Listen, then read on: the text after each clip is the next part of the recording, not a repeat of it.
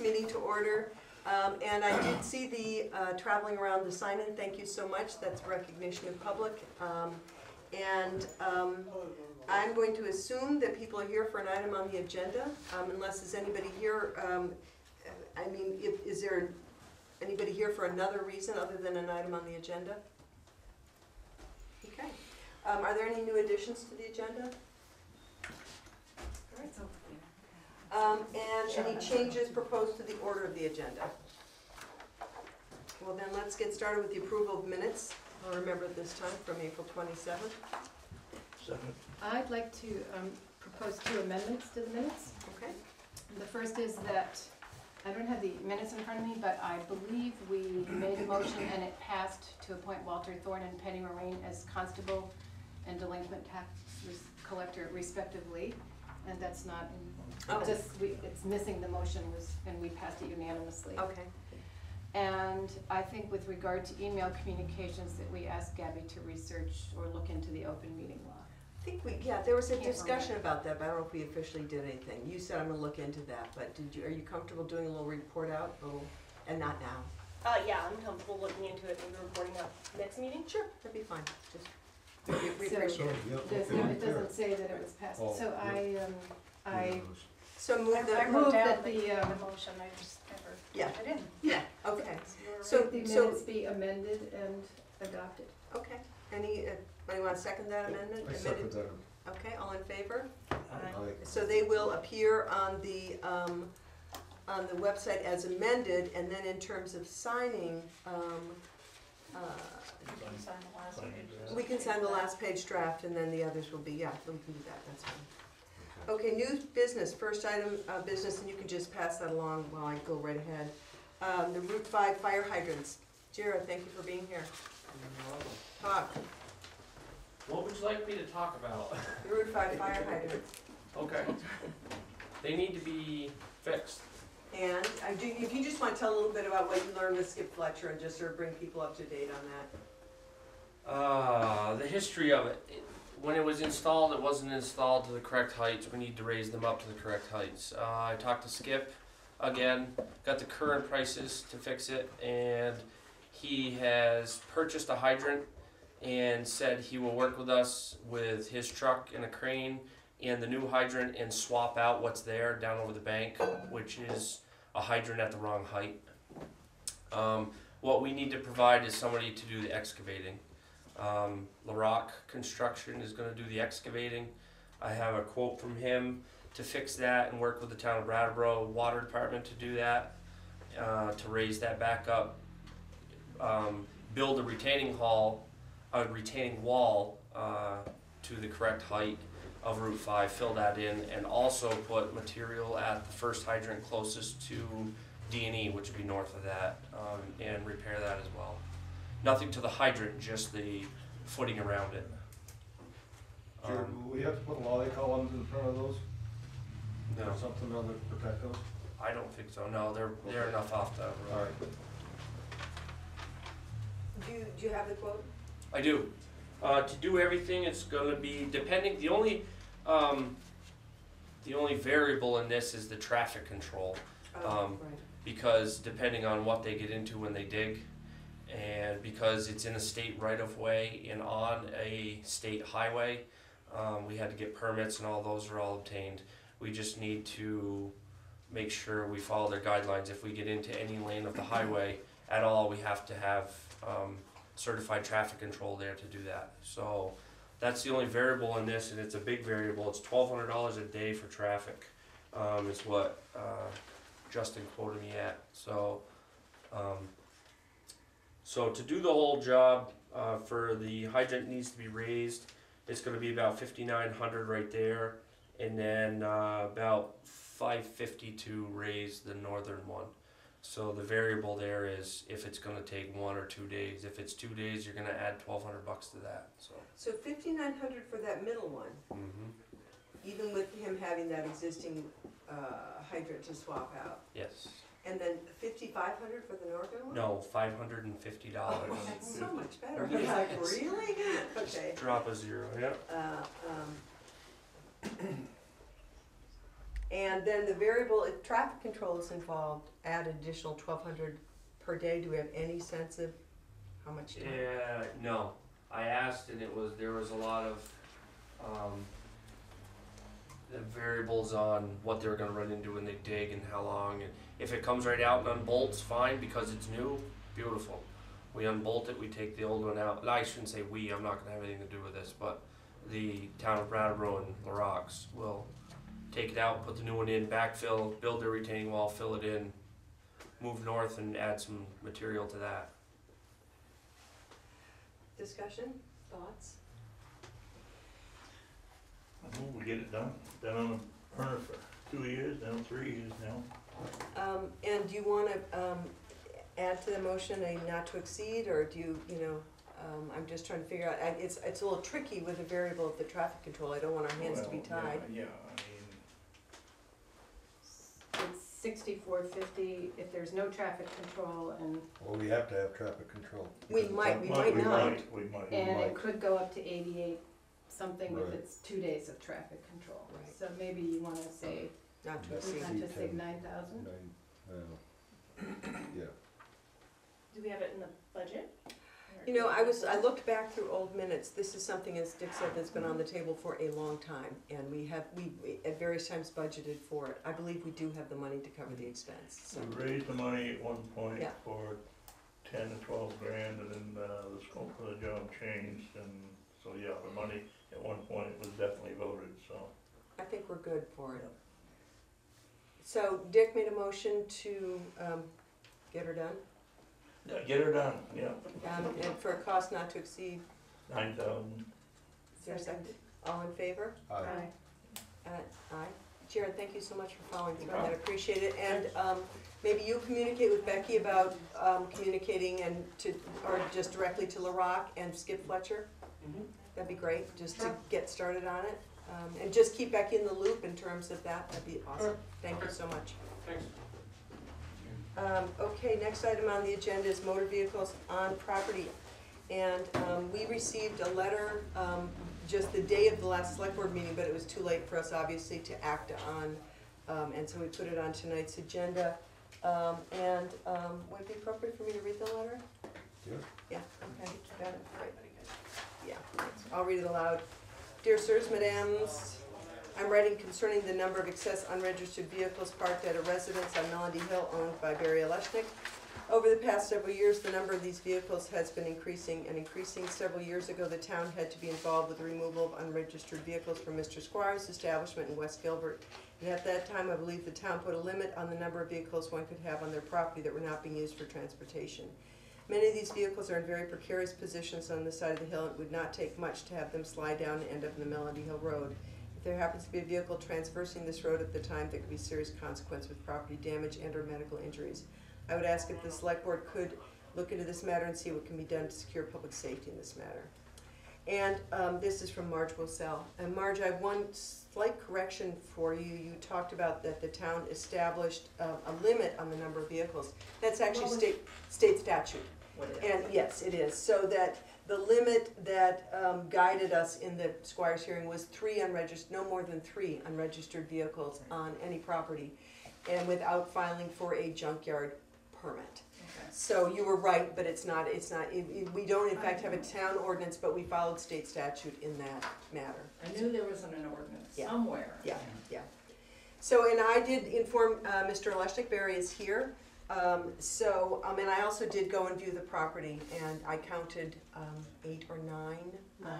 Plus the container. Plus the containers. So I think there are other residents here from Melody Hill, and I would invite anybody who would like to speak to do so at this point. And then Barry, I would like you to respond, but anybody want to say anything more? Claire? I support the whole issue. I think it's troublesome, both in terms of safety and also in terms of its visual appeal on the road.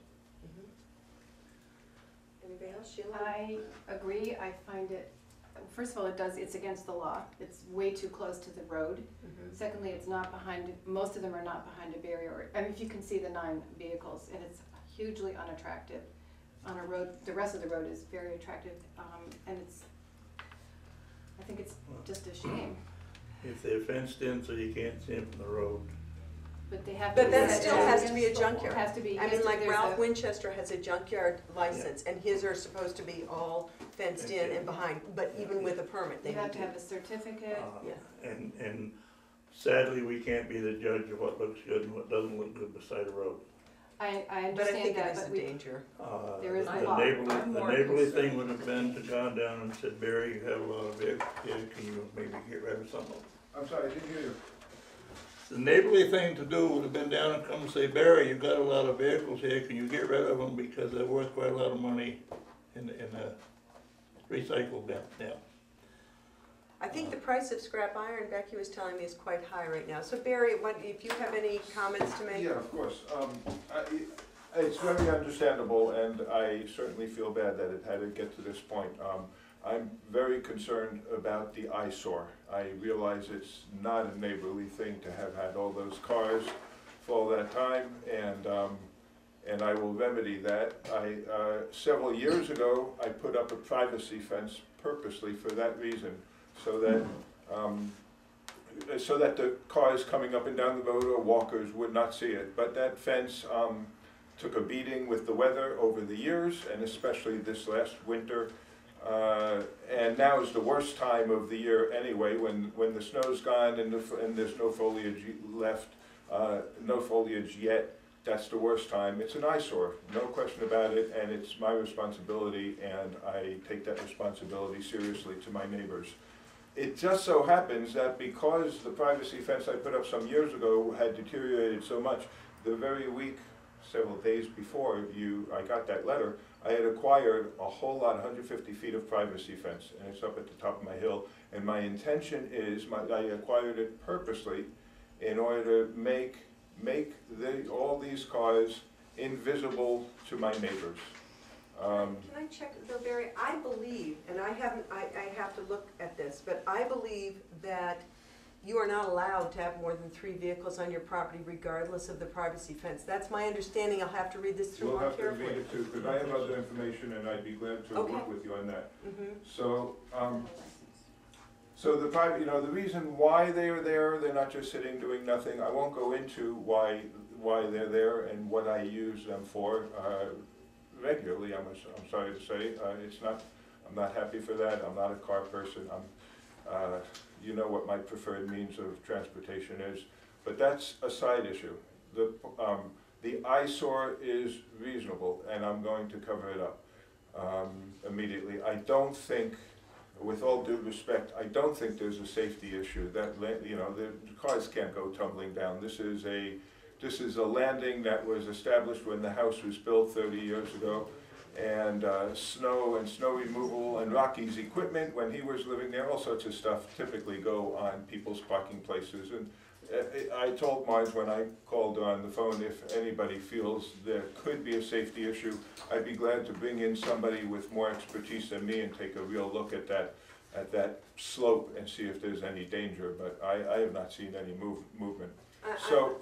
I do want to still check out, because I don't think I've got the same memory. Dick and I were both involved with Mr. Squire's junkyard, and it's my memory that regardless of privacy fencing, you're not allowed to have more than 3. We'll check that out. So Let me just finish. Sorry, yeah. The other thing I want to let both of you know is that ordinarily a complaint about a junkyard goes directly to the Agency of Natural Resources.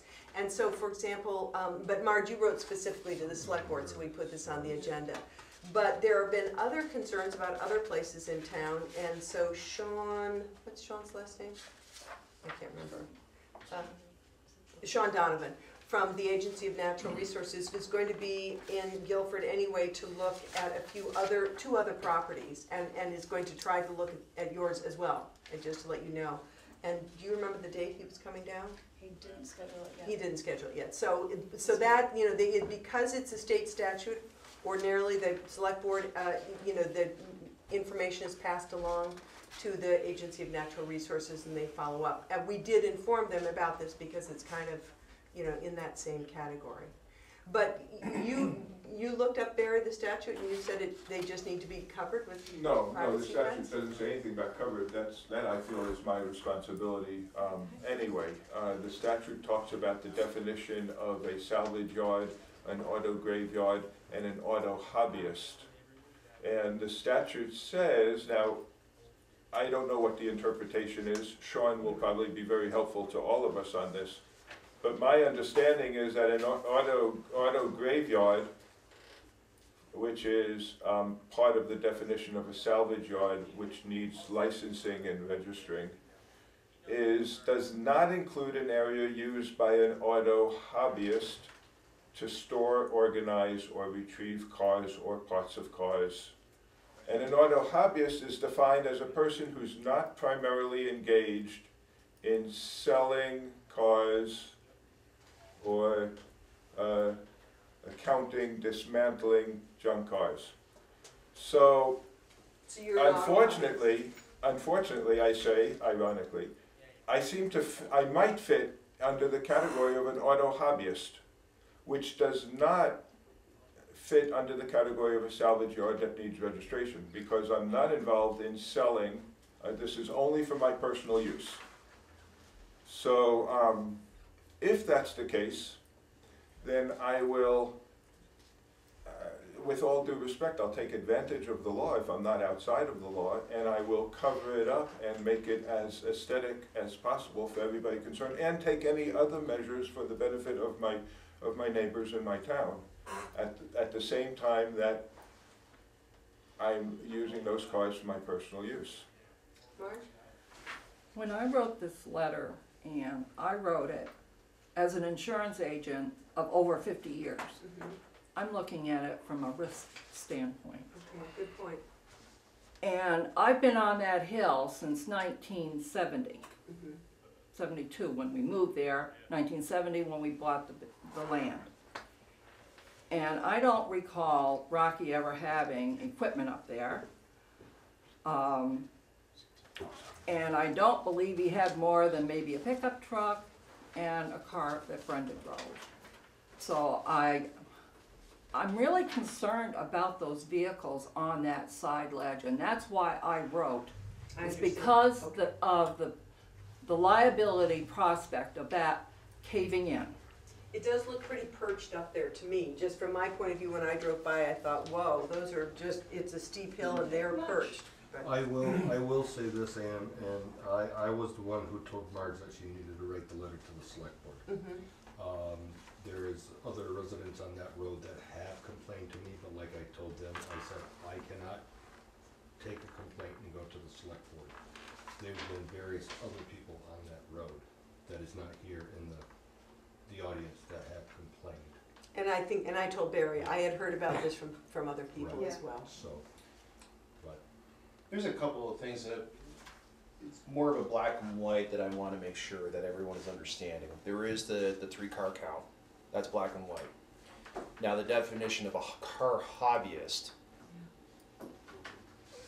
it's a very vague definition of what a car hobbyist is. I mean, to me, a car hobbyist is that I'm working on a whatever car and I happen to have parts, vehicles of that same vintage car that I'm restoring back to a personal usage. Now, if the collection of vehicles is, per your definition, it looks experimental, I'm not trying to single-handedly point you out, Mr. Leshnick. It's just, my interest is with my mom's property up the hill.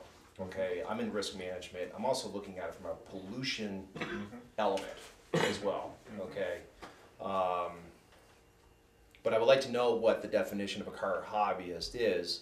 You know, which could further define. I mean, not to win or lose this particular scenario, but for a clear definition going forward in other similar situations and scenarios, as well as the 3-car count. Those are the two black and white things that I see. Yeah. And I need to do some more research, because my understanding was you could not, whether it was in public view, but I just read something there that said within view of the public.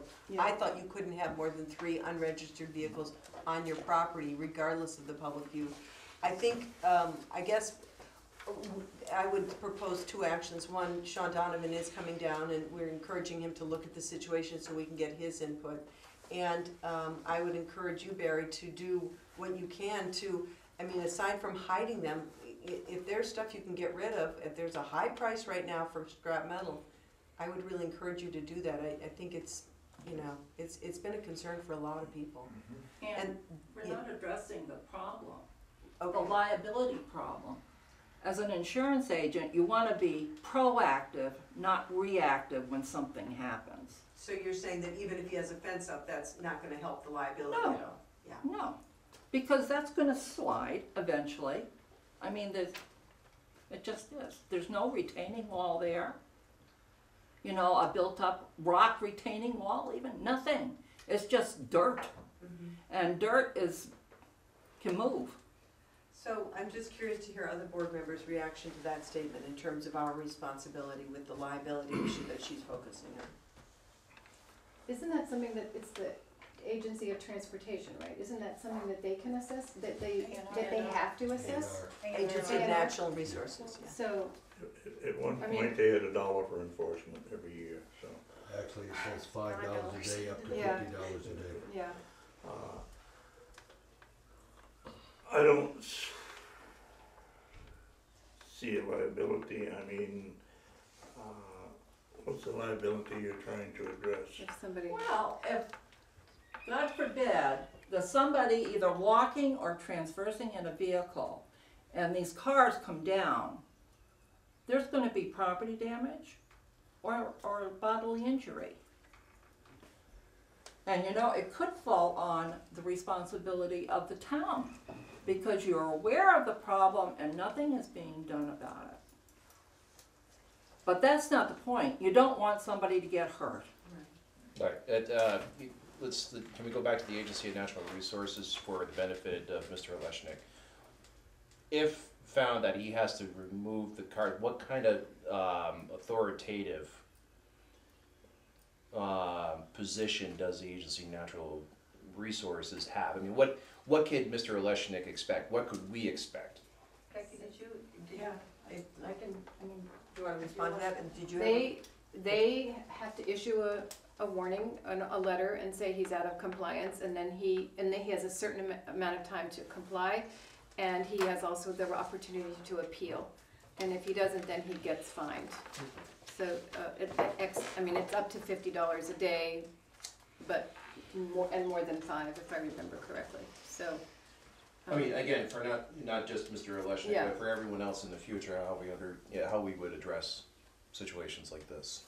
Barry, you had your hand up earlier, did you have something more you wanted to say, or? To the other side of the house. I'm not sure if it's necessary to say it, because it sounds like we'll leave it in the hands of the state, but I still, if there's a liability issue for us or for the town, I of course will take that very seriously. Knowing the lay of the land and the cars that are sitting up there, I don't believe that there's any possibility of tumbling down. It's not an open cliff, it's a treed full of roots, a stable property.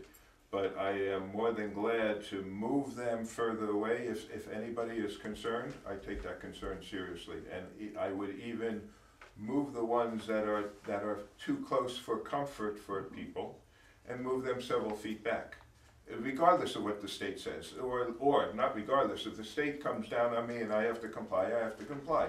If because of car hobbyist or anything like that, or my appeal or anything like that, if they say, well, I guess you're right, then I will still meet the concerns of my neighbors and pull them away if necessary, hire an engineer if absolutely necessary to confirm what my suspicion is about the safety, the factor there. I certainly don't want liability on myself, and I don't want liability on the town if it's coming to that because it was brought to your attention.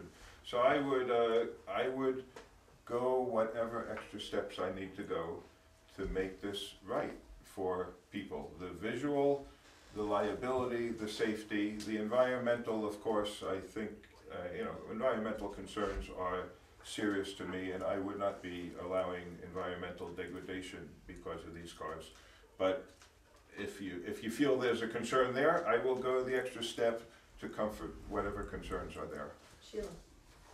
So, can I sort of summarize? So I appreciate Marge bringing this to the attention of the board because, as we've all acknowledged, it is something of concern, at least to the people who travel up and down Melody Hill. I also appreciate Barry's response, and I think it would be very useful to hear what the state has to say and to expect them to report back to us and then to see what happens after that. And we should know pretty soon, I would think, if he's coming. He has other site visits that he's doing first that take Right. priority over this, and he's following up on those, and he's waiting to hear back what you decide tonight you want done, so I'll let him know, yes, when you Yeah. come to do the other visits. Yeah, we very much, I would To do like this him at to the take a same look time. at it, just to get Yeah. his input. And I had told Barry that this was a possibility. And then I guess I'd like to know when he comes into town, because I'll try to go with him the day that he's in town. And I do think what I would suggest is we wait till he's able to visit and Barry makes his efforts and maybe revisit this in a month, put this back on the agenda for a month. Personally, I don't wanna get involved in another 6 meetings a month on junkyards, we went through that before. Yes, we I did. say, let's leave it between Barry and the A&R, we don't need to touch it again. No, we have a citizen's concern with this, Richard. He's gonna do what the A&R says. I realize that, but it's come to this table, so I think we should act upon it. Well, I think what we should do is, before we decide to act, I think we should check back in, I agree. Yeah, so- that's what I'm saying, So I check back think in. we should, revisit this in a month's time to see what we've learned from the A&R. And then if we can leave it between Barry and the Agency of Natural Resources, I'm all with you. That's where it belongs, but I appreciate your concern about liability, both Barry's and the town's, so. Do you think a month is enough, Becky, for them to get back to us? He expected to be doing this during the month of May, and if there's other concerns that you have and you wanna add to that list, he'll be doing other properties too. He'd rather do it once, so Knock them you're all saying, off at once. that's what he indicated to me. So if anybody has any other concerns, they can let Becky know after this meeting, we don't need to do Thank you. it. Yeah. All right, so I don't think we need a motion, I think we'll just have follow-up report. Tabled? Did we have a date when he's coming, or can I? No, we don't yet, but he said he was hoping to come within the month of May. Can I also be informed when he's expecting to be here, so that I could be involved in his Oh, conversation? yeah, absolutely, yep. Okay, so you'll call me, or should I check in with you here? Well, we can do both. Or email or whatever. Thank you, Thanks, Becky. thanks for Thank bringing you all. this to us, Marge, appreciate it. Okay, this is yours, Sheila? Oh, Okay, so moving on to the next item, appointments, auditor vacancy, let's look at that one first. This is- I didn't make an initial copy of that. That's what came out, so. I'll read this letter. I am writing to inform you that I've resigned my position as town auditor effective January 1st, 2015. I spoke with Neil Quinn, fellow auditor, so he is aware of the situation. My resignation came about due to the conflict with my new position as assistant town clerk. I've enjoyed my years as town auditor and appreciate the opportunity to have served Guilford in that capacity. Sincerely, Ellie Mynan. So first order of business would be to accept her resignation. I make the motion that we accept her resignation. With extreme gratitude. Yes. Is there a second? second. All in favor? Aye. And then the next item would be that we need to replace her as an auditor. Now we have Neil and Kathy. right? Neil and Kathy. So I have not, obviously, I haven't spoken to anybody, I don't know if anybody has. Becky, did Neil or Kathy have ideas? Or if, I don't want to spread names around at this point if they haven't. They haven't gotten back to me. Okay, anybody have any ideas? I would say share them with Becky, let's not, We, since they're pretty idle right at the moment, can we do a research and see if we can find somebody that's capable of doing the job? yeah, I think that's a great Oh, yeah. idea. And let's put it on the town website that we're that we're looking, and we'd be happy to have people, just even an email or a note to the select board saying they're being interested. I think it'd be great, yeah. Okay. Oh, good for you. So, here's a letter appreciating Ellie's service to the town in this regard. This isn't on the agenda, but speaking of Ellie, I thought it might make sense to have just a little quick report on Green Up Day that Ellen coordinated. It was Yeah, it fabulous. great. Ellie was, A everything star. was planned. We drove all around town Organized. and all day. Well, I was there till 2, from 7:30 until 2. Mm-hmm. We had Dick Smith's truck and we picked up garbage. We filled up 3 trucks of garbage. And you said there were quite a few I think volunteers. there must have been at Great least number of 75 volunteers. people. Mm-hmm. Kids, there were lots and lots of kids who got their certificates of community service. As well signed. as their poison ivy. As well as their I know, right? And whoever it is that drinks Java Monster is losing out on hundreds of dollars of recycle, because just on Guilford Center Road, Uh-huh. 1 million Java monsters. Java Monster cans. I couldn't believe it. About 2,100 pounds, right, Danny? 2,100 pounds? It was Great. amazing. It was great. And Ellie and her mom made all these great desserts and cookies and breakfast, and Well, here's my part, I brought You- 4 bags of. it was great. And you've done your part for many, many years. Thank you. I just wanted to, as long as we were talking about Ellie, to Ellie touch was base on amazing. that. She is. Every year she's like, can't somebody else do it? Then we go, no, Ellie. Okay, so next item under appointments that came up is Town Health Officer. I was incorrect at the last meeting when I stated that we could have more than one Town Health Officer. And Joy, thank you for being here and being willing to serve. I don't know if you want to talk a little bit about what your thoughts were about it? I would wish to be a deputy instead of the primary. I'm hoping that deputies can go to the training meeting because I don't know what the duties are particularly. And although I was approached by one of your members He's a to, big fan. with a big arm twist, I have to say again, my Aunt Jo died in March. Excuse me just a minute, Tim, would you just close the door or ask those people out there to be quiet? 'Cause, I don't want to hear it. Thank you. Go ahead. And she left me a small condo in Keene, New Hampshire. And although I love Guilford for 10 months of the year, there are 2 that I could easily warm my feet in her well insulated, easy to heat small condo, as opposed to my drafty barn that the town chooses to pay to charge me outrageous taxes for my privacy, and my privacy has gotten me robbed a couple of times, and my privacy road has nearly gotten me killed by the town. And so all of this in town officer. You had a couple murders up there, didn't you? No, I didn't. I wasn't even born during the murderous times. But given all of that, as much as I would love to be the town health officer, I must ask to be just a deputy, because I probably wouldn't be available for January and February unless the snow comes really bad in December and so forth. But So I would be open to a motion to amend, and then I'll tell you a funny story, but. I would like to make a motion to amend the last motion to make Richard Davis the town health officer and Julie our deputy health officer. Do we have to say as of a certain date, Becky, in this? As of June 1st. As of June 1st. Is there a second? Second. All in favor? Aye. And so now I'll tell you that I am town officer, health officer, and without going into details, I am in the thick of it. So I got a call, and I was like, Brett, couldn't wait till June 1st. So anyway, I'm dealing with it. So anyway, I won't go into details, but I just want to let you know. I thought you'd get a laugh out of that. Anyway, okay, so select board review of town plan. We need to set a date for our review, and Sheila, maybe you could fill me in.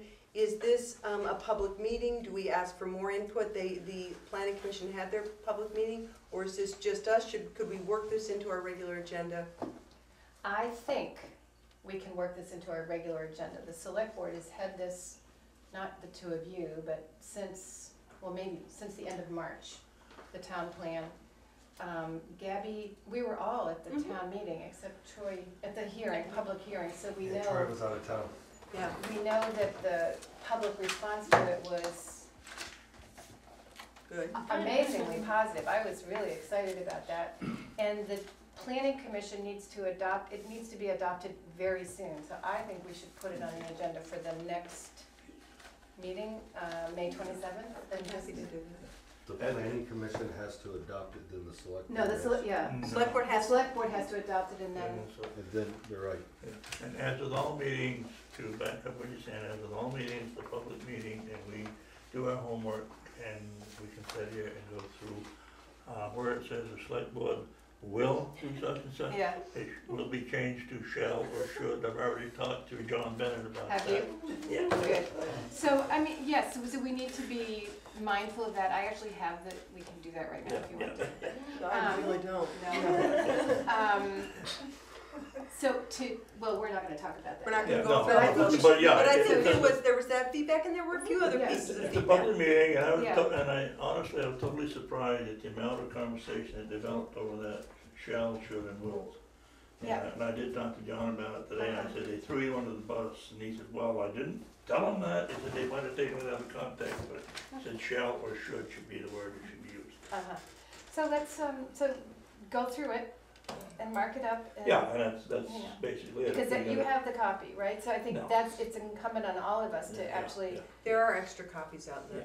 and if anybody wants, I took minutes, notes on that meeting, and I can print them out and share them, so that we have a Well, sense of. Troy wasn't there, I think that'd be Right. Yeah, helpful. Yeah. if you So could. let I think me, it'd be helpful to if you get them to Becky, she can distribute them to the Okay. select board members.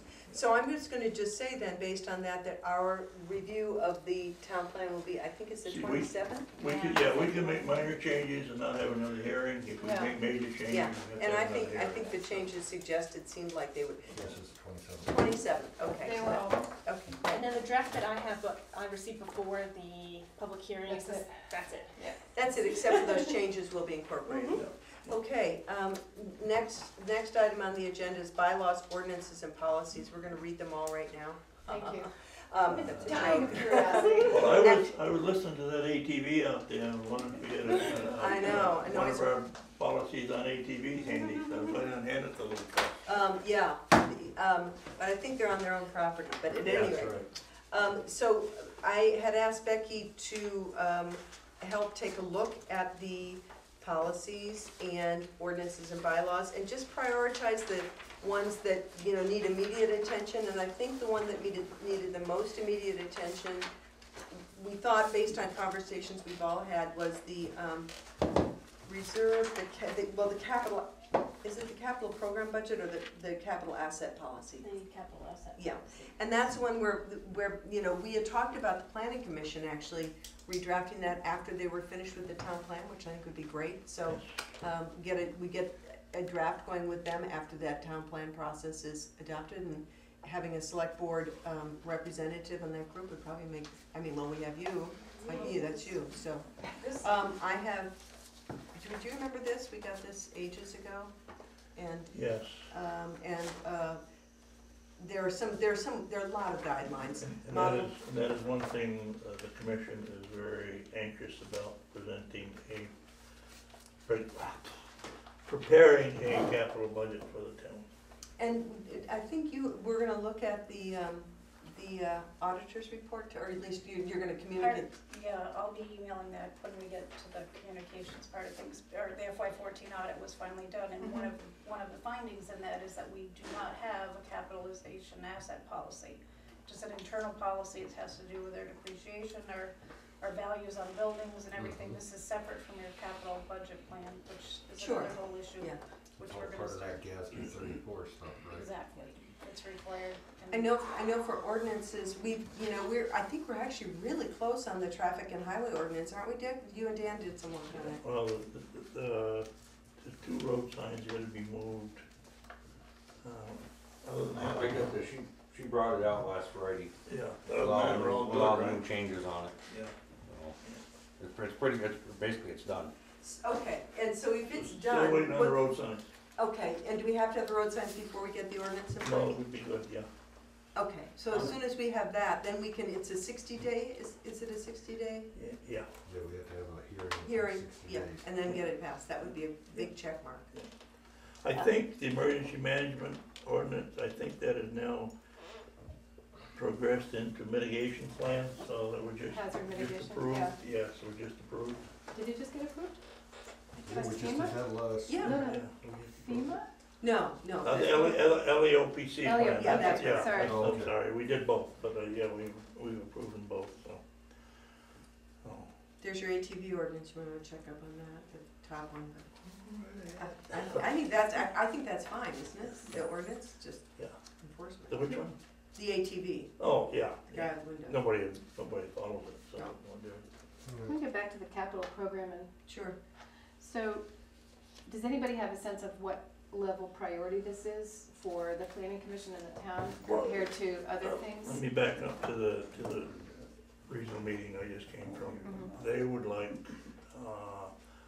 say, the Green River Bridge is gonna be replaced in 10 years. They would like that plan done so that you can start accumulating money to replace that bridge. Mhm. Or a major, basically, all the town. Town garage or- Yeah, Town buildings. I guess what Yeah. we've talked about is picking a, So it's an inventory Yeah. of the. Yeah, open it up. Yes, please, So, I'm dying. did they give you a timeline? no, it's just something that's on there, and I mentioned our highway, Are you feeling like, whew, we can't jump right no, into it? it's something No, you, something I'm you can. asking because the planning commission has a very high priority, which is to consider how to actually do an implementation plan for the Yeah. town plan, because Yeah. otherwise it's an empty document. This roof, for instance, that would be in a capital plan, Right. the replacement in 2 years or whatever. All of the buildings, and you pick a financial, as I understand it, we talked about before, you pick the financial level, anything above that, you put in the plan and created a timeline and financial.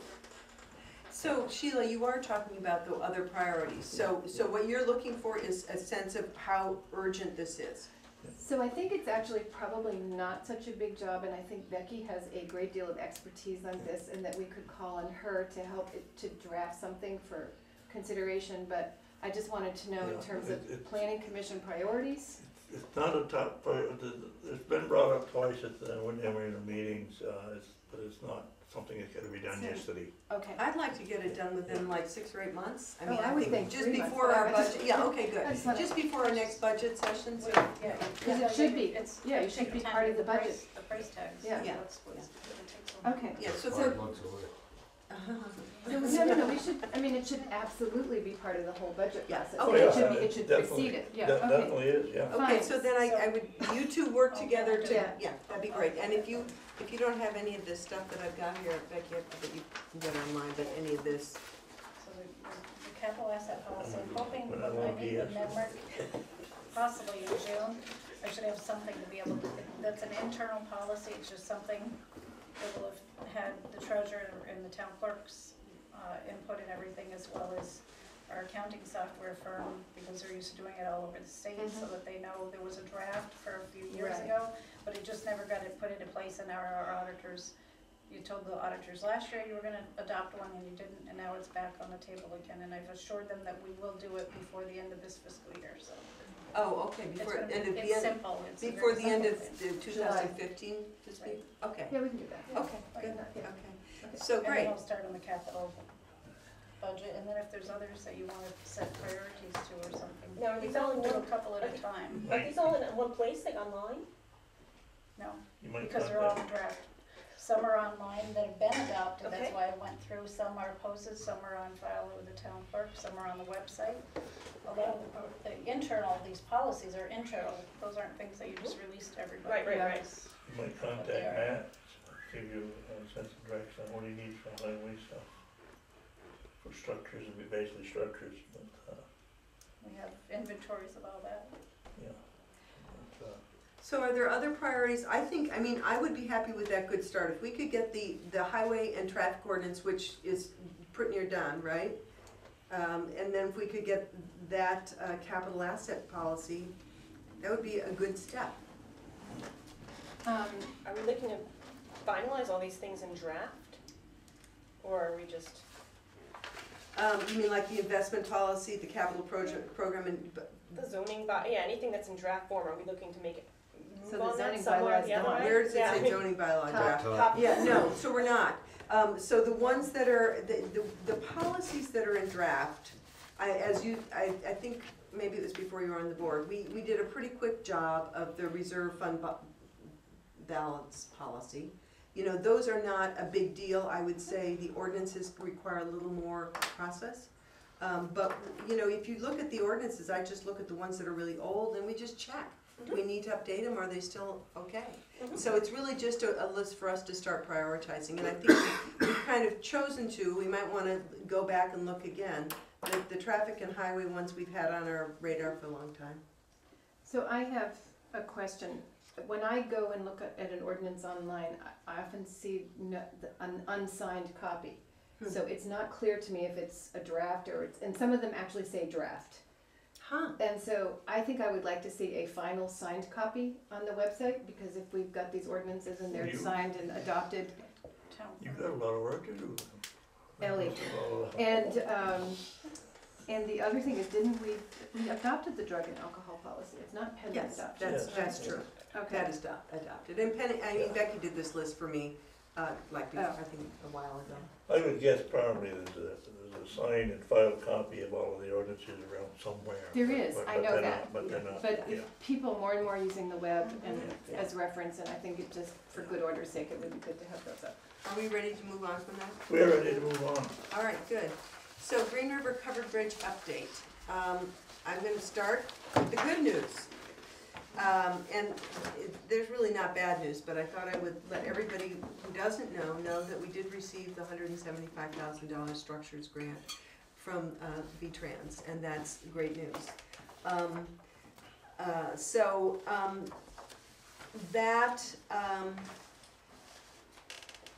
Becky spoke with Mark Pickering, I did not, I just want to put out here right now, just to remind everybody of the timeline that we've gone through, because I think what we need to decide, or what is sort of self-evident right now, is when we're going to do this work and have some discussion about Yeah, that. put my 2 cents in. Can I go through this first and then absolutely? Okay, then make a nickel then, but go ahead. Okay. So we completed, Hoyle and Tanner completed the alternative study in November, and included changes, and that included changes to the original scope of work to get us up to 8 tons. We signed a contract in mid-December with Hoyle and Tanner to include those changes in the original scope of work, and then they were replace the deck and runners, removal of existing concealed I-beam steel stringers at each end of the bridge, and replacement with transverse floor beams, removal of distribution beams. Hoyle and Tanner completed the bridge load rating in mid-January. They finalized the plans in mid-March, and Hoyle and Tanner and Wyndham Regional attended the state covered bridge meeting, and I think that was in like March 11th, something like that, for approval of the updated plan. In late March, the amended categorical exclusion was submitted. And then we worked on the draft permanent easement and had tremendous cooperation from Green River Trust. And we, at that point, we were in sort of, let's see if we can get this done this summer mode, so we were in hurry-up mode. What happened is, when V-Trans looked at where we were, they determined that we needed to amend our categorical exclusion document, and that is then everything slows down, because suddenly we're at the federal level, and they are going to look at all the things in categorical exclusion, which I didn't even know what they were, but they're like archaeological or environmental infringements. So in early April, V-Trans determined that that a Section 4F review would need to take place. So the town sent a draft permanent easement to V-Trans for review in mid-April, and V-Trans responded with comments in early May and kind of said, why don't you use this other, our form, and so there's been a little back and forth about the easement. But the bottom line is we're still waiting on that amended categorical exclusion and 4F. I don't even know what 4F stands for. But I know that because it kicked in a kind of a federal regulation, things got slowed down. So nickel, maybe a dime. And have you looked at the easement? What's that? Have you looked at the easement? Well, okay. I You want me speak to first. start? Sure. We had that easement done, I worked with your town agent, we worked on it and so forth. We came up with a corporate resolution, and it was sent to the state. That's all I knew until last Friday, and Becky sent me a new deed. I was shocked. It was a warranty deed in fee. The trust had told, in writing, told the town long ago that we didn't want to sell any land if possible.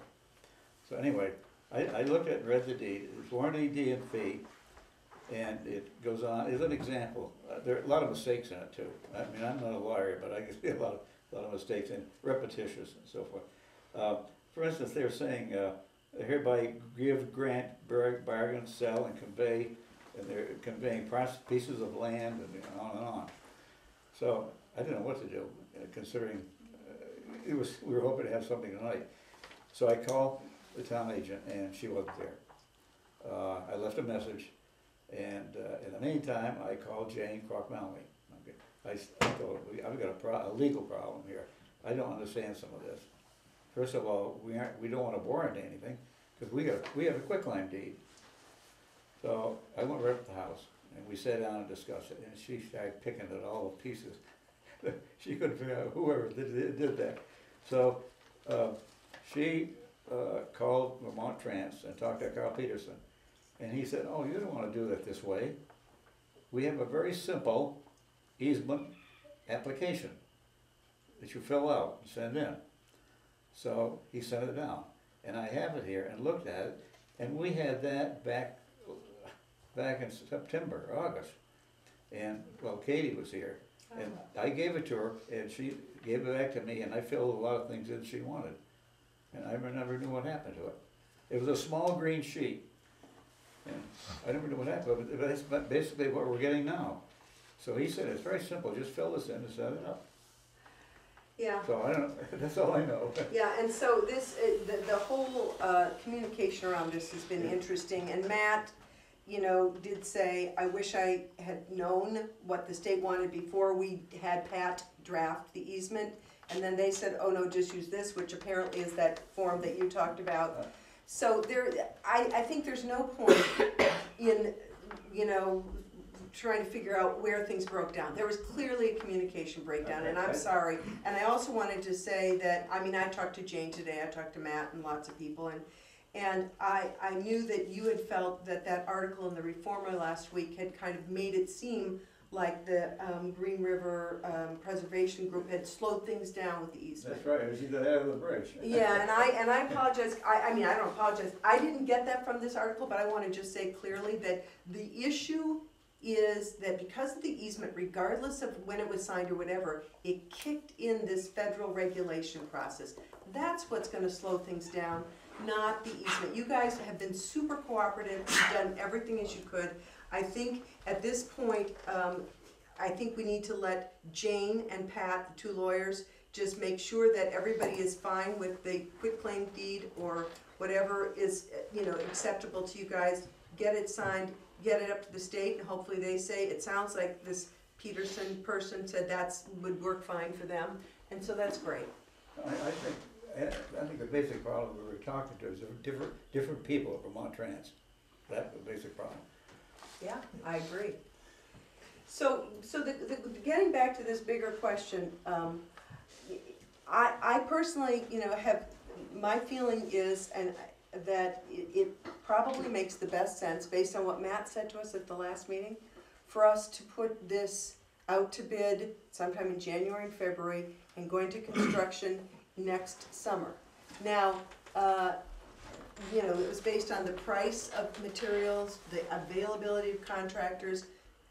Sean, I think, will raise the obvious question. Well, Sean, if you want to say your little piece, and then Dick, go ahead. Yeah, well, I was just wondering whether Sean James, as engineer, has been, did he give the okay from an engineering perspective to let the bridge sit for one other year? And has he provided a prognosis for the bridge if nothing is done for another year?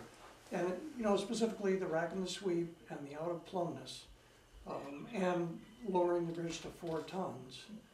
Has he given an engineering prognosis if nothing is done for another year? Not that I'm aware. And what did you I want to say? don't think in a short period of time, it'd be worth it. If anything he said wouldn't be worth much in a short period of time like that. You're talking about 10 years, it'd be a little different. Yeah. He could pretty much might estimate how much it's going to deteriorate in 10 years, but you know, 1 year, Doesn't make any not too much. Dick? My 2.5 cents worth is, I talked to Matt today. Oh, okay. And I said, Matt, what is the problem with not doing it this year? We have no idea what's gonna cost next year. And I said, so what, it goes into September, October. The bridge is not gonna be totally closed like it was last year. And the getting it done before the school opens is a bunch of malarkey in my mind. And I think I kinda swayed him the other way, that if we can get this easement done and get the bids out, even if it does run into September, we have until October to work on the street. And these guys over there in the blue shirt would feel a lot better going through that bridge. Sure. So I think that's a really good point. Yeah. I mean, I feel like we were trying so hard to respect the community, the Green River Yeah. community, by not doing it during the school year. That's why I thought push it to next year. You're right, who knows what'll happen to costs. It is, I don't know how we make that decision. Well, I think we need to get, You know, I think a more concern, from my point of view, is what is going through that bridge. You won't believe it. It's full loads of manure, you know, 50 Full loads bales of what? I'm sorry. 50 bales of hay at once. I mean, dump trucks loaded just as high as possible. Day after day, we see them. Nobody pays any attention to it. and to add to that, I actually stopped a truck the other day that had, it was a ton truck with a trailer with a tractor on it, came through the bridge, and I stopped it, and I said, isn't that a mite over 4 tons? And he said, I talked to a lawyer in Bellas Falls, and he said, it's 4 tons per unit. He says, the truck weighs this much, and the trailer weighs this much. He said, so I'm not. So, Gabby, do you have a thought about this? I have many thoughts. I guess that, is there anything we can do to do some sort of enforcement by the bridge if that's a concern? That's a good thought. It's a good thought. It costs money. Mm-hmm. Yeah. If that's a legitimate concern, that if Addison, or you're seeing people come over that are more than 4 tons, then, you know, is there something we could do to try and dissuade people from doing that regularly? I approached the sheriff department about that, and they said you'd almost gotta weigh every vehicle that comes through there. What if, yeah, can we have a sheriff be there a couple days? I mean, if we think we know when, you know, trucks are coming through, would it be worth our while to see if a sheriff could be there for a couple hours a day, or do some, just to have a deterrent? He said it'd be nice to be able to sit there and say, yeah, you weigh more than 4 tons, write out a ticket, but he's best not to let. Yeah, but having somebody there might be a slight deterrent. I don't know, but I think maybe we should think about different feasible, feasible options to try and make, like, what if we put a little camera up there and say, you were on camera? Yeah. You know, something like that, just for deterrent purposes, so that people don't think, oh, I'm just gonna drive by, no one's enforcing, because that's sort of what's happening. That's my first thought. And then my second is, I think it is really important that the kids be able to get to school. That they have access to the school, and they have access to the library, and they have the things they need to get an education. And so I think pushing it past the school date is a big concern. And I'll say last year, you know, I think the the school buses did not come and pick the kids up on the other side, which meant the burden, and that's the time and the cost burden, was pushed onto the parents to get the kids to school. No, I think The the bus stopped, they the bus stopped did stop. In Yeah. fact, they on the all, other side of the bridge. well, No, no, never has, never they will. never have. Well, that's my, so how did the kids get to the other side of the bridge? They've always, No. they've always walked through in the past, and then. They walked through what bridge? What did they walk through to get to the other? Okay, in the past, Kathy, they used to always walk through the Green River Covered Bridge, and they were picked up on the Right. north side. Yeah. And then last year, they walked across the footbridge, and they were picked up.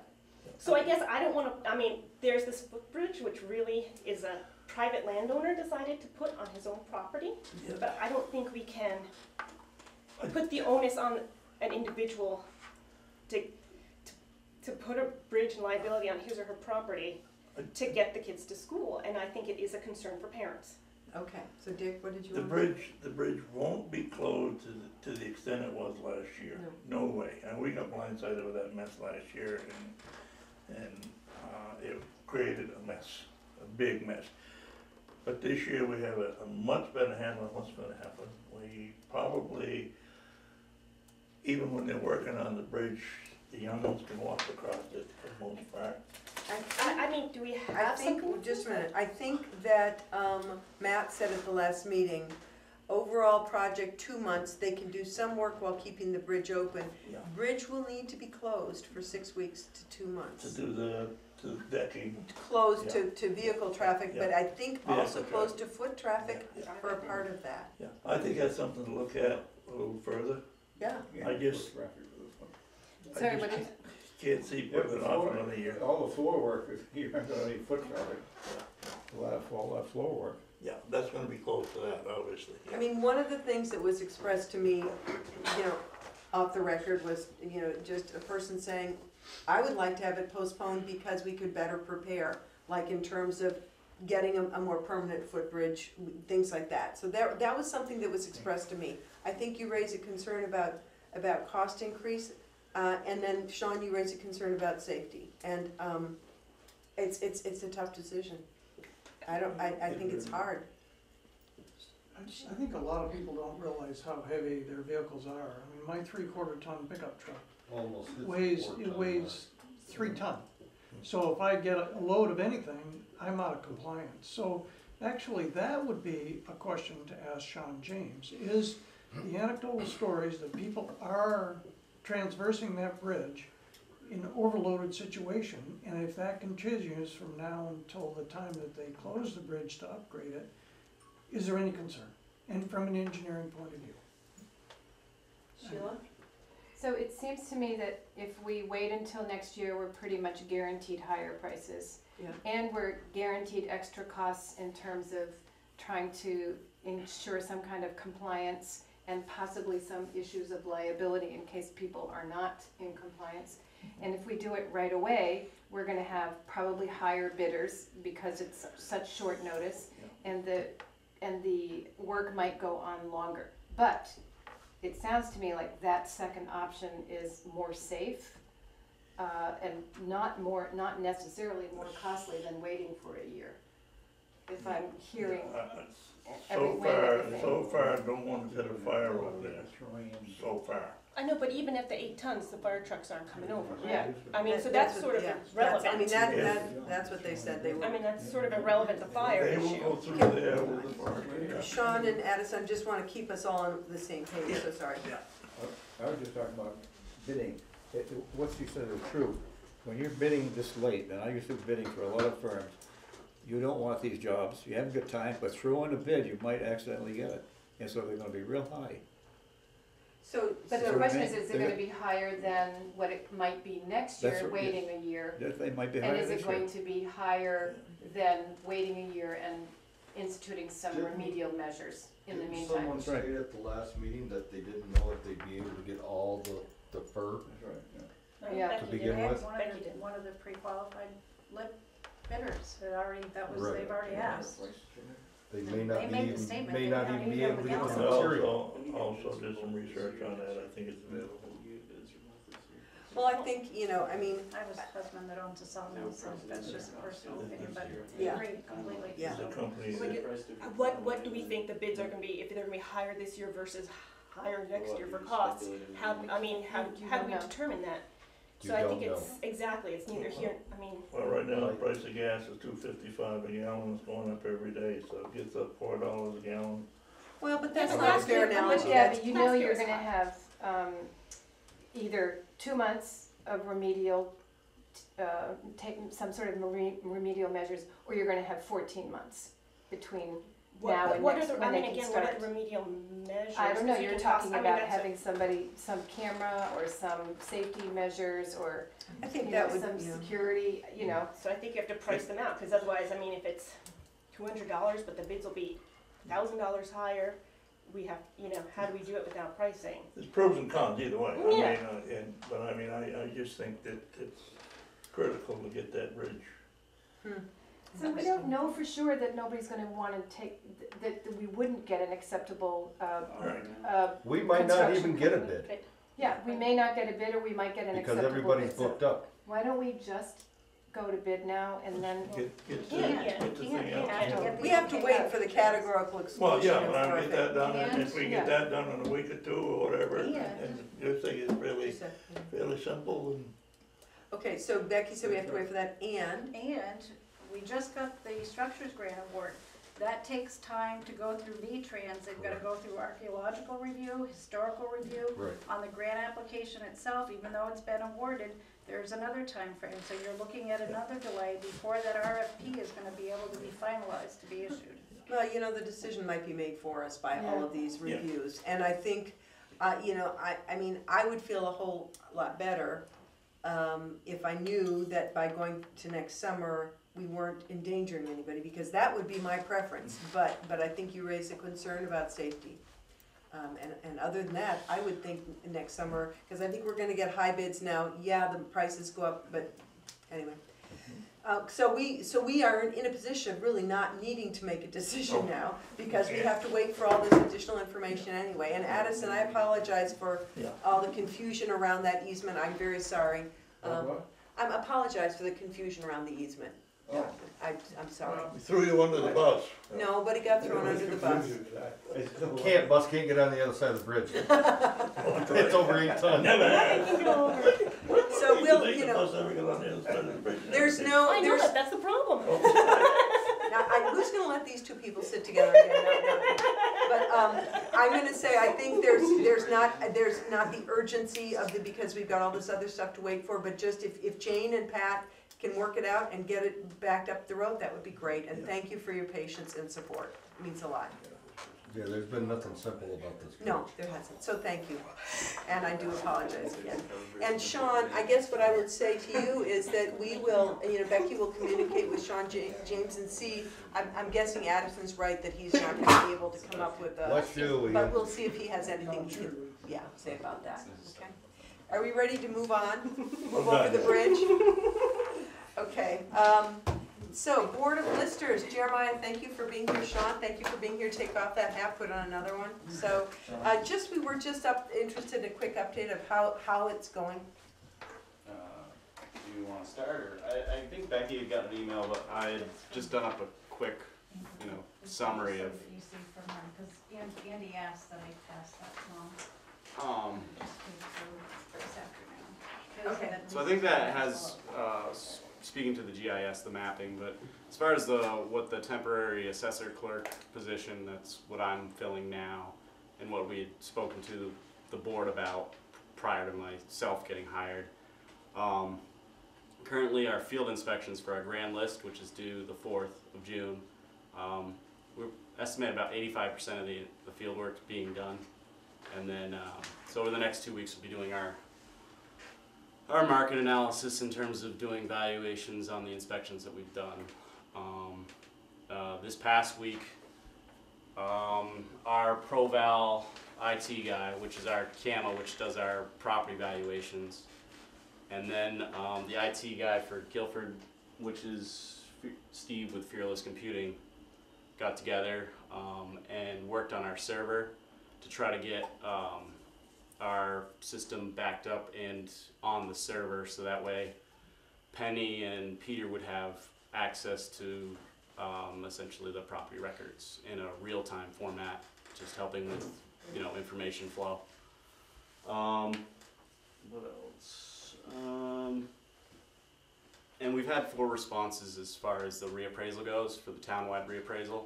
Oh, okay. We've sent out RFPs to, I think, how many was it, Sean? We sent out 8 RFPs, And you've had how many responses? 4. 4. 50%, that's pretty good. Yeah. So, but that'll probably go on the back burner as we get the reappraisal, I mean, as we get our abstract list done for the 4th, because it's just gonna, time-wise, we're running against, grand list numbers. In your honest, educated, critical opinion, how ready are we, Asking a now lot. that we've already signed the contract, how ready are we for mapping? For mapping, well, we have all the stuff to our mapping guy. So all of the data has been sent over, all the surveys, all of the lot line adjustments has been sent over to it's Main Street GIS. And so they're obligated by the contract to get the mapping to us. So I think Lisa, on her email, she spoke specifically to the date. I don't know. Yeah, so expect to get a nearly final set of maps for review by the date, by June 15th. Right, and so then that way we'll have something to, you know, go off of there. There'll be continual updates as, I don't know, when Jeff was here, he spoke to the fact that there's gonna be discrepancies with what they come up with and what we have on the records. Jeff is the guy? Wyndham House, that was the Wyndham Oh, yeah, I know Jeff. Okay. Regional. He No spoke unforeseen to, problems then? well, there's gonna be problems, it's just how big are they kind of thing. It's like, there'll be discrepancies in the listers and, you know, and the mapping will just kind of have to, we'll probably be in touch with some property owners too, I'd assume. Like if there's any adjustments that need to be made, we're gonna have to be in touch with anybody. But Take a close look at Joy's place up there. she seemed to indicate My father bought 160 acres. It's right there on the deed. yeah. The town, I think of Halifax and Guilford both, and somehow or other this last year it turned into 296 acres. Where did all that land come from? And I thought it was just because the town needed more money, so they decided that I had 90 more acres than I actually had, than my father actually bought. And then the current use program came up with a whole different number, and nobody can tell me what surveyor or the surveyor that I had years ago couldn't level out the land enough to measure it, because it's all up and down. There is nothing flat, not an inch of flat land on all of it. I'm going to So- interrupt you just because I'm going to say, Sorry. I think you've got the people to talk to. Yeah. A direct line. I want to buy some land next to you if it's just gonna grow. Where did it all come from? We're going to move on. With the, Sean, did you have something to add, or Jeremiah, did you have any more? I'm gonna look at it. I don't know specifically what. I feel as if it's going pretty well. I don't know. And, If you, is there any ownership? I don't know Jeremiah, whether, Jeremiah, Like a just a budding little land. later. are you, 6 or 8 of us. are you gonna have a motion to continue Jeremiah's employment by the town and maybe till the end of the fiscal year? Would that be? Well, I think when we first put it, we left it deliberately open-ended, and what I think I would ask you was that, did we not? Last week was the, Yeah, last week. That's Oh, why I'm sorry, okay. So let me ask a question, did we get applications for the permanent? We got 2, okay. So I was would, just sitting here.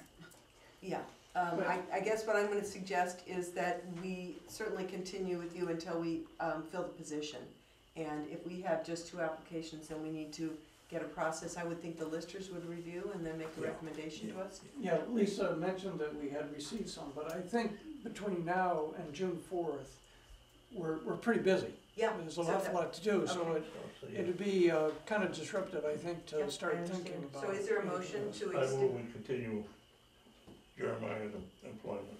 until, Until, Until permanent. until either he is appointed or we appoint someone. till we fill the position. Until we fill the position. Second. Yeah. Any discussion? Questions? All in favor? Opposed? Okay, thank you both. And Sean, that pretty much covered it? It does. Right. Is one of the Thanks, applications. Did Jeremiah? You didn't get time to sit in this meeting, you get to work. Yeah, well, that's what I was doing, and then I was waiting for my So, part on the agenda. Next item on the agenda is select board communications. Becky, do you want to talk about that? I can talk about You and Tony put it on. it. All right, so, Just kind of the process, I think, of Oh, right. what everybody wants to do, what's the best way to get the info out? Because we really haven't had time to, what's the best way? Does people want 12 emails? Do they want things coming in piecemeal? Do you want, a summer where we've kind of done something a little bit different with communication so that you can look at the list. If there's something there you want to talk about more, we can. and the other thing that we talked about specifically, Steve Lemke brought it up last week. If people aren't, if you're not getting emails, we talked about having the folders here so that, for example, a copy of the draft minutes could be put in a folder for Dick or for anybody else who wanted one, or just a select board folder, or this kind of thing that maybe some people received electronically, also stamped in a folder, so he had that as well. Oh, that type of communications, okay. These things, I filled half of this up today with just info that came in from Thursday. I mean, right up until 5 o'clock, I was updating, or whatever, 4:30, updating that, and it was things that I could have put more on there, and I held on to it Yeah, because it's it just gets something overwhelming. that needs. Yeah, so there are two kinds of communication, you're right, Troy. There's the kind that's just on the agenda, and then there's also just how we communicate with each other, which we did talk about last time, that we just, if people have an issue, address it to Becky. She can send stuff out to us, but we shouldn't send stuff out to each other unless it's something like, are you going to be at the, highway, the appreciation for blah, blah, blah, something like that. So, thoughts? I have a strong preference for getting things by email because it means I can look at it anytime. So as long as, if I can just get copied, but I don't want that to be the only way people have access to information, because I know. I gotta change my name to Ann Ryder, get me email. I know, I get so many. I don't get any, I mean. I wanna change my name to Dick Clark, so I stop getting so many emails, really. But Even when Becky sends out, I get them under your name. So I think what we've come to is we need two forms of communication. right, And I think, Becky, I know it's another step for you, but if you send out something that needs to go to the whole board, that I'm happy to get an email, obviously Sheila's, I think all of us are, Email on a but. rolling basis is great. Yeah, and then just put a copy of the email, actually write in a folder so Dick can pick it up. and I vote. I would love to see emails with the subject line to say what the topic is, and which you're really good at. You did communication from whatever, a resident or something like that. Mm-hmm. And I think it might be nice to have communication from resident vehicles or something like that, so that when I go back and look at, something to raise it, it says it's minutes, for approval, or, just so that we know, I can find it easily when I'm searching through. I mean, I already have like 5 select board folders in my email, but.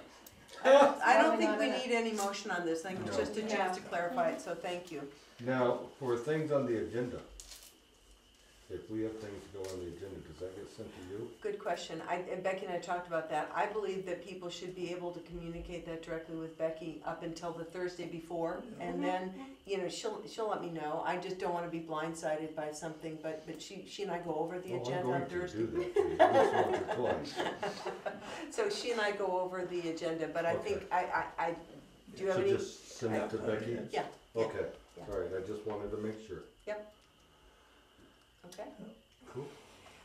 All right, so I'm gonna move right along, if people are ready for that. Danny, thank you for coming. Danny's here? Yeah, Danny's here. I didn't see him in the He blue was being chair with very the blue quiet. shirt. Behind Joy. Yeah. We've been out cleaning ditches, and I haven't been doing any grading because it's too dry, and It's terrible. we graded one road last week, and I ended up putting about 4,000 gallons of water and 3,000 gallons of chloride out, and it just didn't even hold. So, but when the roads dried up for mud season, they dried fast, and I still got some rough roads, but as soon as we get some rain, we'll be out trying to get them graded up and get them chloride. So then the other thing is we applied for a structure grant and a retreatment grant, and we didn't get any of them. We got the word last week that we didn't get them. The other thing is that I had Mike Renard look at that other bridge over on Hale Road, and I'd like to get him going on that, getting the measurement. So we met with him a while back because he wants to get it. He's going to pre-build it at his place and then bring it out and then set it on. So Good. So I just other than that, that's I got some Well- bad news for you. about what you know. That, from the Wyndham Regional meeting, that, and I don't know what they got in the water up in Montpelier, but I don't want any of it, because it does strange things to their minds up there. Huh. But they claim from what was presented tonight, by 2021, you just about got a permit, have a permit to change culvert. Yes, you Yeah. do. Danny, we have a serious problem on the other side of the bridge. Yeah. The new culvert they put in diagonally up the road, Yeah. there should have been a drop inlet there. And right now it's 5 feet deep, and the hole has gone way out at the first center of the road. Somebody's gonna go right into it. I'll take a look at it tomorrow. Thank you, Dan. Yeah, but between that and their charging, well, I'll read the one about the water. I'll get on communications, I'll wait on communications. And just to know that on the 21st, which is next Thursday, anybody who can attend, we're going to do two things.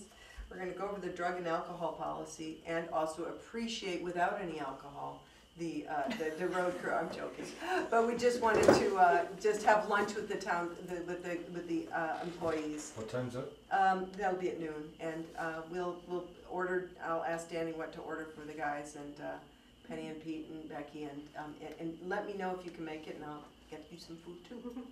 Okay? I think I responded affirmatively.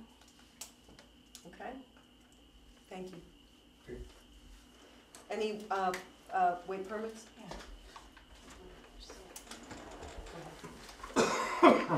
Becky, you had that water Just one.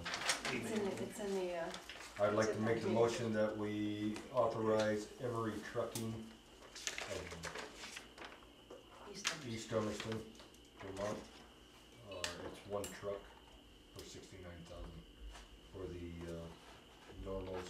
Don't go over the Green River Covered Bridge. Stay out of the roads during mud season, which is pretty dry now. I think we need to rephrase that Green River Covered Bridge on, go through it. Is there a second to try? oh, sorry, second. All in favor? Aye. Aye. Okay, great. And so now we are on to finance.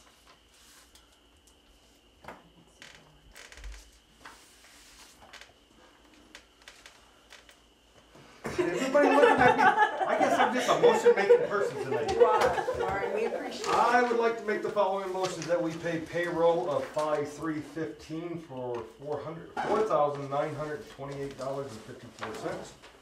Payroll of $5,1015 for $5,815.90.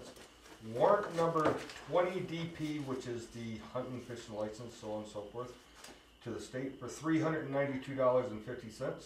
And warrant number 20 for $20,783 for a grand total of payroll and warrants of $31,837.77. Is there a second? Second. All in favor? I'm going Thank to you. teach you this. That's what I'm Troy, afraid of. you're doing very, very well. And now on to communications. So what Becky did was make up a little list, and I think it's going to be just want to talk through them quickly, and just for so that if there's any detail to fill in. And if anybody has a question as she goes through these, you can stop her. Or on the other hand, let's say there's something that you would just like to read. For example, there's a newsletter. You'd say, could I have a copy of that? So go for it, Becky. We did get the okay, actually, I think this morning, that we were awarded an equipment grant through our insurance carrier for the camera systems for all of the highway vehicles, so we will be working with Dan on getting all of those purchased and installed. And like Dan said earlier, we did hear that we'd applied for a roadway grant and for structures, one to do 2 miles of Guilford Center Road and the other bridge on Hill Road, and we were not awarded those two, so. Can I ask for clarification of that, though? Didn't Mark Pickering say that if there's money left over in August, he might come back to us if they have? He may, so that's why I was saying, even if you don't expect him, put him in, because sometimes later in the season, okay. And I did forget one other thing, I had an outfit come in to look, I got some shim work to do on the center road, like down below the old town garage, and it's just too much just to try to patch. So we're just gonna do an overlay shim, and it's about a little over $5,000, so. Thanks, Judy. Okay. On Guilford Center Road. Yeah, right below the town garage. Yeah, because He's we're actually seeing doing the ditch several there. places down through there. Okay. And there was a legislative action alert that came through on a water quality bill. And I've tried to make sure things that come through like this, because it's something that's timely, you can go ahead and email and respond independent, you don't have to collectively do it. That one I'd like to read. Said on Wednesday, the Senate Finance Committee voted out its amendments to H35, the water quality legislation. The amendment would establish a statewide water quality fee assessed on all taxable parcels in the state at 50 cents per acre of forest land enrolled in the current use program and $1 per acre for all other land, with a minimum payment of $15 and a cap of $10,000. The fee would raise an estimated $7,800,000, would be combined with agencies of agriculture, food and markets, and natural resources permit fees would total $10,131,016. That means Johnny Q farmer up here with 300 acres is gonna pay a dollar an acre to be a farmer. So what's the action, what's the sense? They said, Are call they your saying? senator. They said Call call your Contact our senator. senators. Yes, okay, Contact your senator. good, thank you. That's why I said I don't know what they got in the water up there. Yeah. So, So it's not just us, are you sharing this Everybody. with people? And Yeah. every parcel in the state. No, I'm just saying, is how do we let the towns people know well, about everybody this? watches this on TV, as you Yeah. know, Right, so that's one way. But, I presented it at the Grange meeting, so that's. Okay, you good. did, okay. and I think it would be good, maybe you could put it on Front Porch Forum. I was just thinking, Yeah. maybe it should go on Front Porch I think Forum. that's a good, a good vehicle. People, there are a lot of people sign up for that. Thank you, Dick. And speaking of which, I don't think it's on here, tell me if I'm jumping ahead, but did you see that there was something about siting solar? We got an alert about that, and I thought, well, we were ahead of the game in the approving Rutland, that now the state is wanting to have municipalities to have input for siting solar, so I thought, score one for us. Anyway, go ahead, Becky. The VLC, the May newsletter came from the league. We have a dental program renewal notice. There aren't any changes at all. If there were, we'd have to be getting back to them with those. The Wyndham Regional Commission, the Mayottes held an Act 250 hearing, I believe either a week or two ago, and this is just a response from the commission that they didn't have any other comments at this time. Okay. Wyndham Commission's holding a town planning training. Did you send that to Michelle? Michelle wasn't back in town until today, and I expect that she's on the list. I think so, with but the I just, commission, but I'll and it email her. looks really basic, so I'm Yeah. pretty sure we're ahead of the curve there. I'm just going to interrupt to remind, Joy, you had asked about training. There's a training on May 27th for health officers, which certainly we would support you in going to, paying mileage. 27th or 28th. We'll clarify with Becky, but you had asked about that. We'd love you to go. So, go ahead. The Wyndham Windsor Housing Trust report, the mailer just came through, just with what they offer for services. We have a thank you notice that came through from Healthcare and Rehab Services for the funding that the town provides. So a thank you to the residents, taxpayers. We did receive our FY14 audit, and I will plan to email those documents to you so that it's a fairly large document if you go through. Anything of note? There were 4 or 5 findings that we're working on with Nemrick and with the treasurer and the town clerk. So maybe after we have a chance to take a look at it, we could, touch base if they're on it. Yeah, but we're working with them on that, and the responses, or the findings and our responses are all in there, so the questions beyond that, but, basically I'll point you to the 2 pages you need to look at it out of about the 80. That's really what you need to do. I love cheat sheets like that. We did have an email that came through, Algiers water line was experiencing some spikes, so I talked with the town of Brattleboro, they went ahead and put a monitor down at the store, and they were going to be talking with other people in the area, so if anybody that's on the water line or experiencing spikes, make sure that they send a note through to here, probably is the easiest, that way the board knows about it, and the town of Brattleboro can begin It doing might the be good to monitoring. communicate that just to the little board of the Algiers Fire District. I did. Oh, good, okay. Yeah, the prudential committee. What's a spike? It's when the water drops or shoots high real hard. Usage or? No, that's a different- No, it's movement, and what it does is it sometimes sets off sprinkler systems and stuff like that. And could leak, which is Yes. what happened with the What's storm. happened with the storm. Oh, Yeah. It could develop a leak and then the water just seep into the water. Yeah, we're guessing that They seriously, draw a lot of water, they probably don't There's know. an email in here. they do sort of time, big whoosh. yeah. Yeah. Look, they're valid right away, Saturday. Maybe not. I have one item I did have in here that I didn't send out to everybody was, it was an email that we'd asked Sean to look into, and we'd heard back from Farm Insulators about doing something different here, at the town office. So this is just something to think about, we'll add to the list of to-dos. And I think this would be good information as we do that capital assets plan. This is great, thank you, Sean. Would that be on the agenda for next meeting? Probably not, I mean, because as we lay out that, what to do with which building first, this would be a piece of information that would be, as we look at that roof. And I think we all ascertained that it was not something we were gonna jump right into, but this will be really valuable. Did you have something more to say about it? Well, I think that what Chad confirmed, or what actually Doug Hunt first noticed, and then I checked out, and that is, it really isn't the roof. And I said that at another select board meeting, it really is a heat leak, which causes ice dams, and it doesn't matter what kind of roof you have on, you get a big enough ice dam, it's gonna leak. So the roof is not the primary problem, it's the fact that the heating pipes go upstairs, and they just pump heat into that attic every time the heat's on. So the town plan actually addresses that pretty clearly, that efficiency in terms of energy consumption should be part of the town plan. So this is a perfect example of that.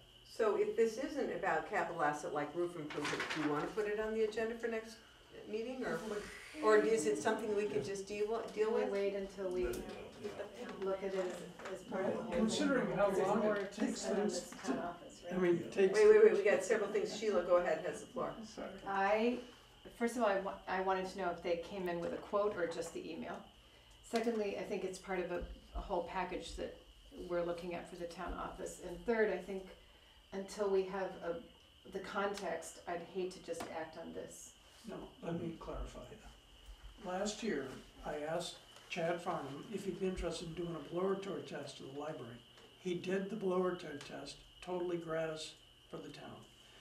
This year, I asked him, because I was looking at another property in Guilford, I asked him if he'd mind to come and look at this building and just give an overview.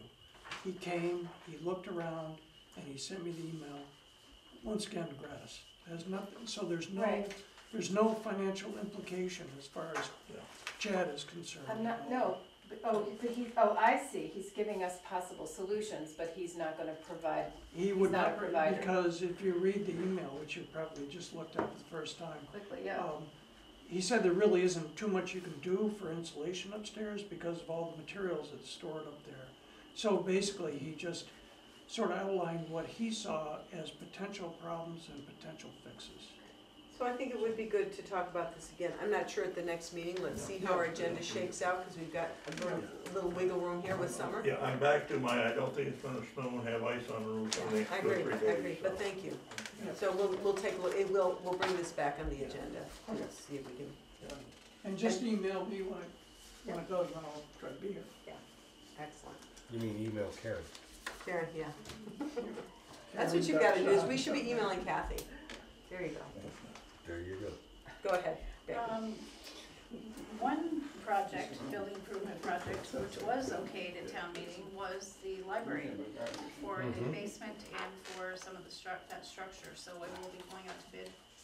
And hopefully it's for FY16, so if everything goes well, you could maybe be making awards so that they can get things done and This summer. get things done. And the only thing we may end up having to do is getting some kind of a pod rented, because whatever's in the basement will need to come out during that time frame. So, but I'm working with the library on that. Okay. We approved that in the budget. Yeah, okay. Yeah, there's 15,000, Yep. and we're hoping we can stay within that. Good. And TransCanada, their application amendment that came through, and newsletter for visiting nurse. Sorry, would you not whip right over that? Is that the pipeline? A pipeline? TransCanada? It's just their, I would imagine it's their typical Yeah, language it's comes the through oil. with their. Sorry? Hydro, that's the hydro, no. Oh, okay. I was, TransCanada is hydro. Hydro, yeah, it's hydro, It's hydro, Hydro Quebec probably renamed, yeah. and visiting nurse. So when you said we don't whip over that, I think one thing that is important is that feel free at any time to say, wait, and I think what would make sense in a communications thing is say, could I take a look at that? And just take it and take a look at it. If you have any questions about it, bring them up later. Yeah. I was used to having board members for 10 years stop in and look at things. yeah. As they came, they sat on the desk, they helped themselves, and Yeah. if there was something they wanted. And it's hard because a lot of our mail it gets held up, and we get a bulk of it on a Monday. And so I'm just piecing this together, Yep. otherwise it sits Right. for another 2 Yeah, weeks. because there's nobody here on Friday, they don't deliver mail here No, Becky's here. until, Thank you, You also summertime, Yeah. summertime I'm here, So- but they hold the mail. so but they that hold doesn't- Oh, the they mail hold the on the mail. weekend, they don't put it in the, So I have a the box. You question. quit spending because money. there's no way for it to be. Every Richard, time you open your mail, Richard. you're spending $1,000. Richard? So I have a question about the next agenda item. We know that our next meeting date is May 27th. My question is, why do we need this on the agenda? Because it's warranted town meeting. I was curious about why we need set next meeting. We don't have to, I mean, it's No, right here. Yes, it's right. right there. So I don't think we need that on the agenda as an agenda Anytime item. a holiday falls on Monday, we automatically go to the next Wednesday. And it's Wednesday after. pre-notified at town Right. meeting and in the town report. So I think we can, The reformer used to put it in every week, I guess they still do, but it doesn't, they don't have to, I mean, because it's all It's also on the web. in the same executive session, that doesn't have to be on there. right, Yeah. okay. So with that in mind, is there anything else? A movie here. Is there, oh, wait, Addison? You have an email from Croc Malley now, and she says that she and Pat will proceed with it as soon as we're told. You want them to go ahead with it? Yeah, and I'd be happy to email her Okay. and tell her, Oh, yeah, don't be. go ahead with it, yeah. Okay. Okay, now, would you try that motion No, again? hold on. Wait, okay. Should I send out another email to Green River contingency email list? I don't think so. I think basically we said all this last time, that we had, you mentioned the categorical Yeah. exclusion, the 4F, and we don't really have any new, I mean, the only new news we have is that we got the grant. And the grant is good, as are all our grants through next year at least, so that's good. Yeah. So I think not at this point. Does anybody have a different opinion about that? All right, Richard, you wanna try your motion one more time? Make sure when you get that email from Sean Donovan, I will go with him. Oh, yeah. to the area. Try it again, go for it. I move here. Is there a second? All in favor? Aye.